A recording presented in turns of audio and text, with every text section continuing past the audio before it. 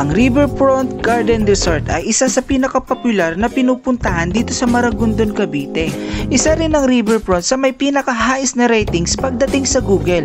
At napakarami ko ring nababasang magagandang reviews katulad ng para ka na rin daw nakarating sa munting paraiso sa affordable na budget lang. Kaya ngayong episode mga kaswerte, samahan niyo muli ako at si Kompanyeros na explore ang malaparaisong Riverfront Garden Resort ng Maragondon, Cavite. At ipakita ko na rin sa inyo kung hanggang magkanong budget ang pwede nating magastos dito. At ito ang 1,000 pesos na pwede nating makuha dito sa Riverfront.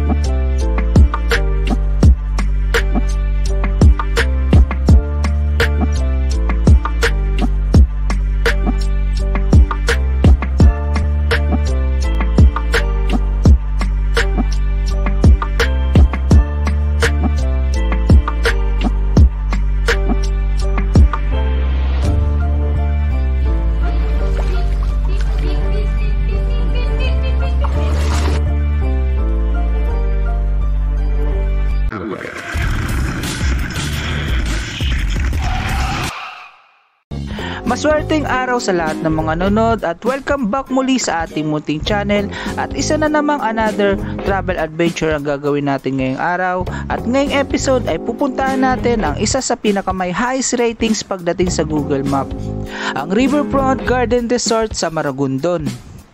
At kung galing naman kayo sa Manila ay 2 hours lang na biyahe ay mararating nyo na rin dito ang Riverfront sa may Maragondon.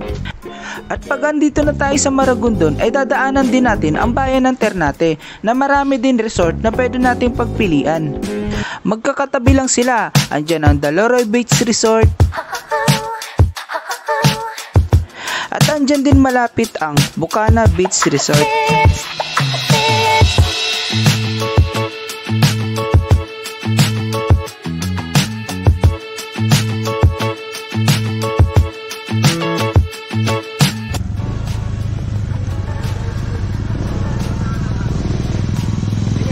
At papasok na tayo ngayon dito sa kanto ng Riverfront. At ito agad ang entrance na makikita ninyo. Napakalinis at napakaganda. At ngayong araw kaswerte ay day tour lang ang kukuhain natin para mapakita ko na rin sa inyo kung hanggang saan naabot ang budget nating 1,000 dito. At dito na tayo ngayon sa may parkingan ng motor. At kahit weekends ngayon ay napakalawak pa rin ng mga parkingan dito. At wala ng parking fee. At pagka day tour nga pala ang kukuhain natin ay meron tayong babayaran pagka adult ay 250 at pagka bata naman ay 200.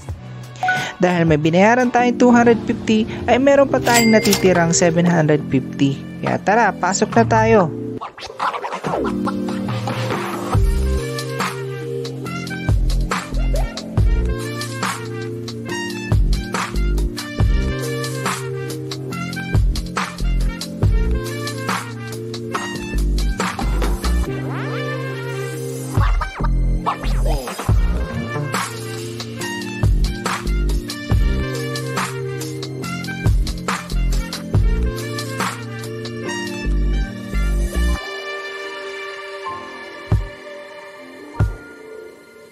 Sa 250 na day tour ay pwede na natin magamit ang stone table and chairs nila at pwede na tayo makapag-swimming sa 3 nilang swimming pool. Meron silang isang 5 feet for adult at pangalawa naman yung 4 feet for adult and kids. At pangatlo naman yung kiddie pool para sa maliliit na bata.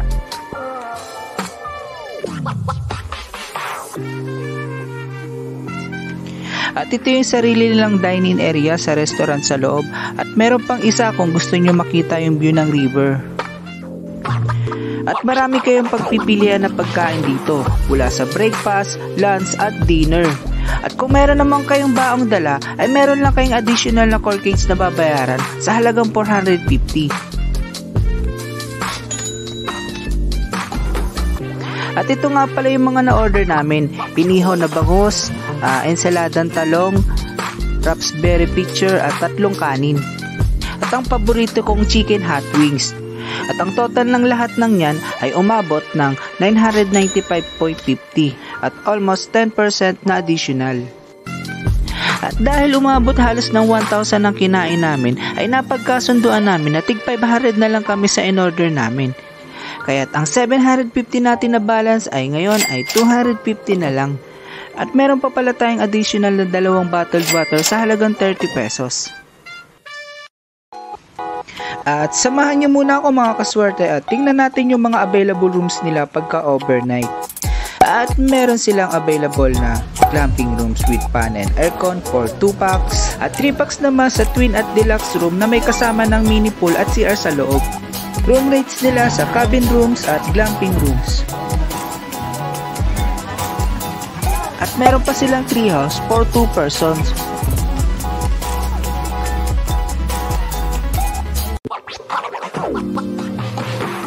Tara, balik tayo dito at silipin naman natin ang hot cottage nila for day tour. Hot cottage for 4 persons, 450. Gazebo for 6 persons, 850 naman. Gazebo for 10 persons ay 1,000 naman. At ang lodge for 8 persons ay 950 only. At bago tayo maligo ay pasyal ko muna kayo dito saglit.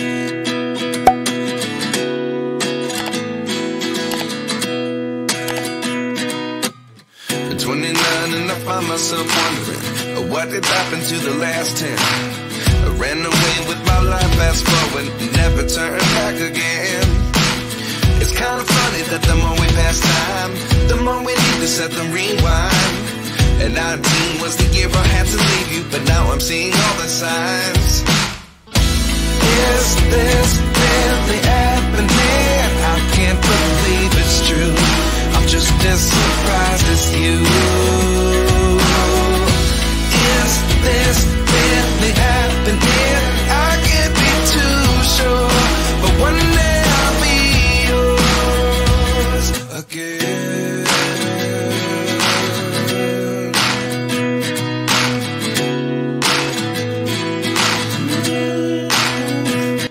At pagkatapos nating maligo ay diretso na agad tayo sa shower room. At para sa day tour ay meron silang 3 shower room. I-check natin yan kung malinis at discarding nyo na lang kung saan nyo isasabit ang mga damit. At meron din silang available na 4 na CR at napakalinis din. Time check 4 PM na ng hapon at meron pa tayong natitirang balance na 220. At tamang-tama lang yan para maghapunan dito sa Mahogany Cafe at open sila ng 7 AM to 7 PM ng gabi. At ito naman yung mga available na snack at dessert nila. At dahil 220 na lang ang budget natin, ay ito na lang ang na-order natin, ang cinnamon roll at ang hot chocolate. Cinnamon roll sa halagang 95 at saka hot chocolate sa halagang 125. Kape tayo at nakumpleto na natin ang 1,000 pesos na budget natin para dito sa Riverfront Garden Resort. At bago tayo matapos ay ikot ko muna kayo dito sa Mahogany Cafe.